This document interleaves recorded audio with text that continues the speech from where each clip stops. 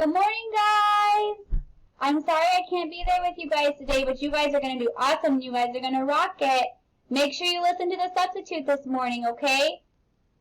Remember, he or she may not do things like I do, but that's okay.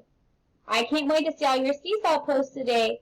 You guys can do the top green button and add any pictures or any videos that you want to send to me today, and I'll reply to you.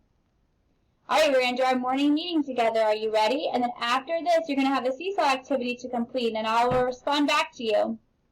Alright, did you guys hang your backpacks up this morning? Did you put... You didn't have to put your folder in the basket because it's already there.